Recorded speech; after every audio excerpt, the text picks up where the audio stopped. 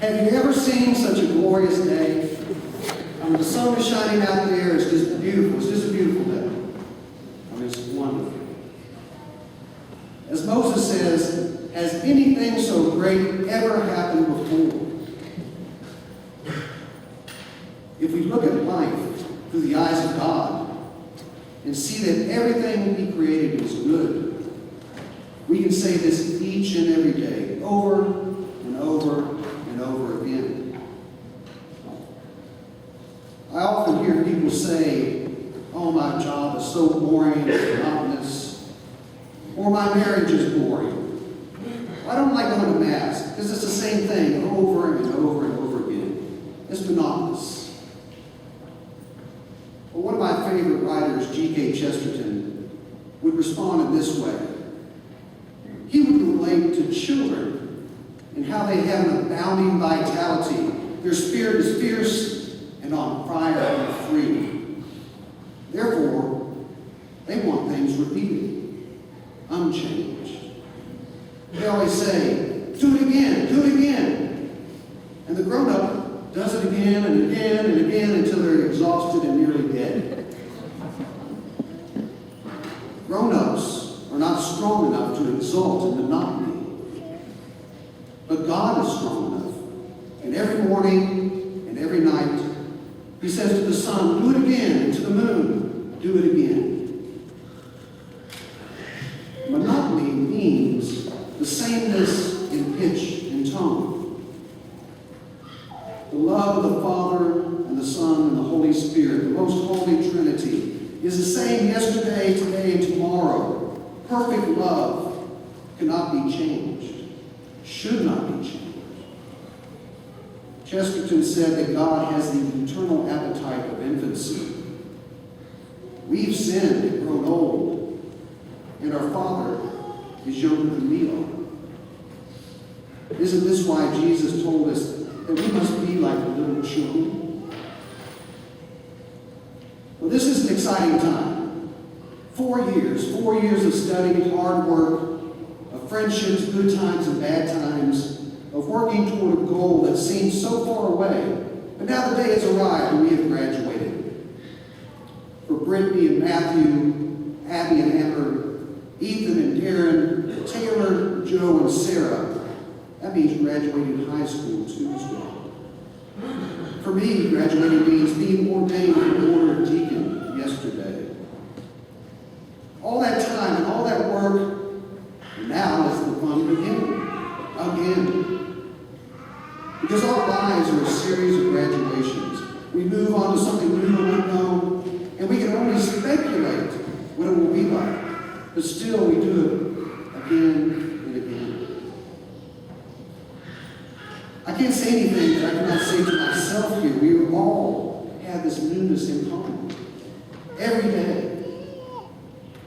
What I pray and hope for our new high school graduates is that they first and foremost, before looking ahead to the future, that they will look back as Moses instructs us. To look back and see God in their journey and all the people given them to help them get to this milestone. To look back with love and gratitude and to take with them that into the future. I would like to share what I see when I look back. There are 3 women in my life I credit with leading me back to my Christian faith, into the Catholic Church, and now into ordained ministry. 2 of these women are here today. My wife, Catherine, and my mother-in-law, Jackie.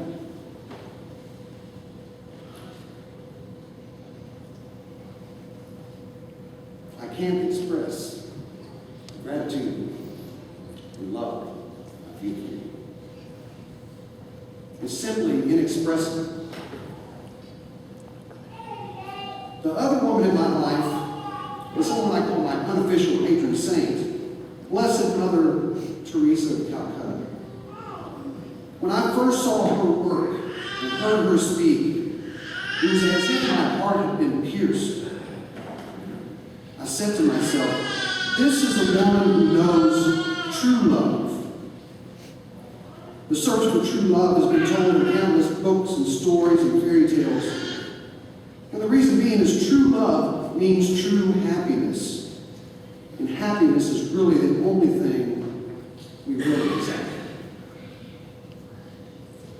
Well, for me and the graduates, we must remember this. We always must remember that there's a trap as well. Because we often mistake happiness for pleasure. But sometimes long-term happiness or long-term misery comes disguised as short-term pleasure. So we must beware. About 25 years ago, I came across a documentary on PBS about Mother Teresa of Calcutta. I wasn't Catholic then, but I heard of her, but I really didn't know much about her. I remember the very first words of the narrator as these very disturbing scenes faded across the screen. War and suffering, pain, hunger, desperation, and death.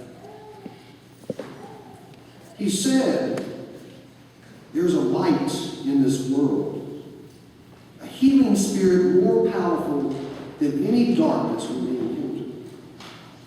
We sometimes lose sight of this force when there is suffering, too much pain. Then suddenly the Spirit will emerge through the lives of ordinary people who hear a call and answer in extraordinary ways. I hear Mother Teresa.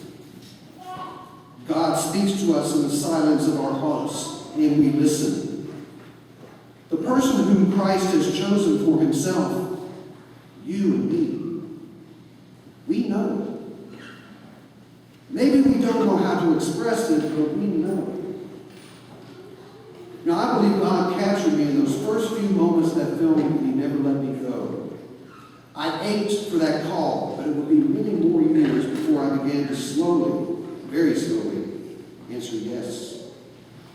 It was true love that captured me. Each individual person has been created to love and to be loved. Hindu, Jews, communists, Christians, it doesn't matter. Religion doesn't matter. Every single man, woman, and child is a child of God, created in the image of God. And that's what we must always look at. It amazes me that 25 years later, I still feel that piercing in my heart and that call brand new.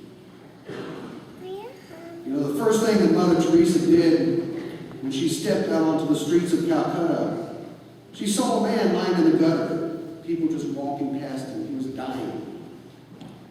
He was starving to death. He had sores all over him full of maggots.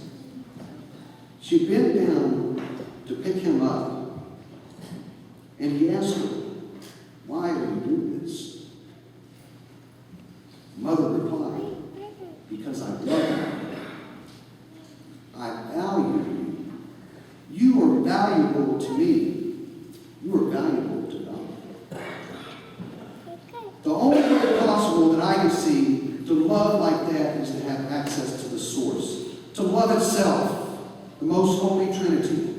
The Father's love for the Son, the Son's love for the Father, and the Son's obedience to the Father. And that manifestation of that love, the Holy Spirit, causing all of creation, not contained, but free to do the same thing over and over again, to love and to love and to love. God is infinite. God's love is infinite, full of tenderness and compassion. So brothers and sisters, fellow graduates, this is really the model we must use if we are going to reach our destination, our true desire. Get close to God because God is love. And we don't have to do great things like Mother Teresa. In fact, she would tell you that she did not do great things. She did little things, small things, but she did them with great love. And that's what we must do. We must do it